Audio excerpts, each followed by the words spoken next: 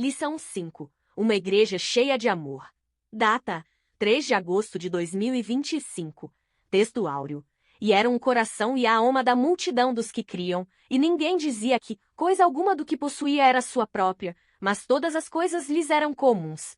Verdade prática. O amor é o elo que mantém a unidade da igreja local. Sem o amor, não existe relacionamento cristão saudável. Leitura bíblica em classe. Se encontra em Atos capítulo 4, versículos 32 ao 37, que diz: E eram o coração e a alma da multidão dos que criam, e ninguém dizia que coisa alguma do que possuía era sua própria, mas todas as coisas lhes eram comuns. E os apóstolos davam, com grande poder, testemunho da ressurreição do Senhor Jesus, e em todos eles havia abundante graça. Não havia, pois, entre eles necessitado algum, porque todos os que possuíam herdades ou casas, vendendo-as, traziam o preço do que fora vendido e o depositavam aos pés dos apóstolos, e repartia-se a cada um, segundo a necessidade que cada um tinha. Então, José, cognominado, pelos apóstolos, Barnabé que, traduzido, é filho da consolação, levita, natural de Chipre, possuindo uma herdade, vendeu-a e trouxe o preço e o depositou aos pés dos apóstolos. Introdução. Nesta lição, veremos como o amor de Deus se manifesta numa igreja genuinamente cristã. Ele capacita a igreja a enxergar os mais necessitados e a buscar caminhos para que suas carências sejam atendidas.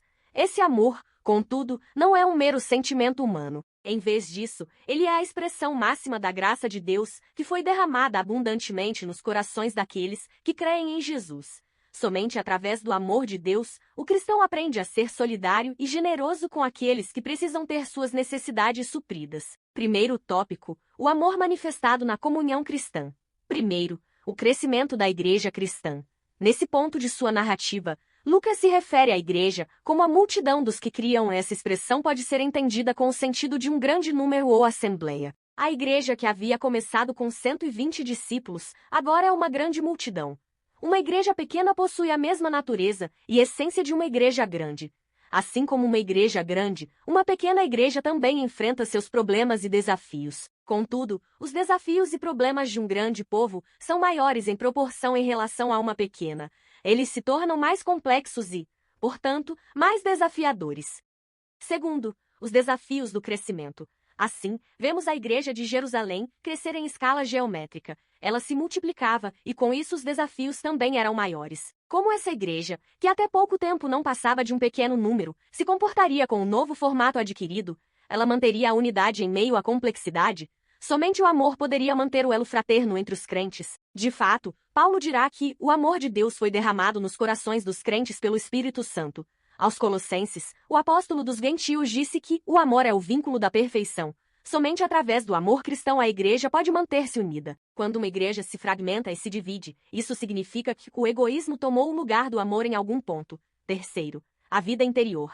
A expressão era um coração e a alma mostra a igreja em sua essência, revelando sua união interna. O Espírito Santo capacitou poderosamente os cristãos para cumprir a missão fora da igreja, para a tarefa do evangelismo, mantendo os crentes unidos internamente. Tópico 2. O AMUR como manifestação da graça. Primeiro, a graça como manifestação do Espírito. O melhor ambiente para a manifestação dos dons do Espírito é em uma igreja onde o amor de Deus está presente. Lucas nos informa que os apóstolos davam, com grande poder, testemunho da ressurreição do Senhor Jesus. O contexto nos mostra que o Espírito opera em um ambiente que lhe é propício, isto é, onde a igreja está banhada no amor cristão. Muitos podem cair na tentação de achar que o segredo para ter uma igreja imersa no Espírito, isto é, onde os dons espirituais se manifestam com regularidade, tem a ver com cumprir determinadas regras e normas estabelecidas. Regras são importantes e não podemos viver sem elas. Contudo, o Espírito opera no ambiente onde há comunhão entre os irmãos. Às vezes, podemos quebrar a comunhão com os outros, achando que não tem importância,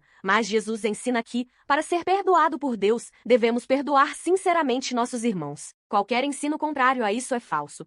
Segundo, a graça como favor imerecido. Há ainda um outro aspecto da graça de Deus revelada neste texto. Em todos eles havia abundante graça. Isso significa que a graça de Deus estava manifestada tanto nos apóstolos como em toda a igreja. Esse texto não se encontra deslocado, mas é posto aqui com o propósito de mostrar a razão ou motivo daquele contagiante ambiente cristão. Uma igreja dinâmica, que demonstra amor para com seu próximo e na qual o Espírito Santo se manifesta de forma abundante, é uma igreja que reflete a graça de Deus. Na Bíblia, podemos perceber que a graça de Deus gerou entre os crentes um sentimento de gratidão por terem sido, sem merecimento algum, capacitados por Deus para viverem uma vida abundante.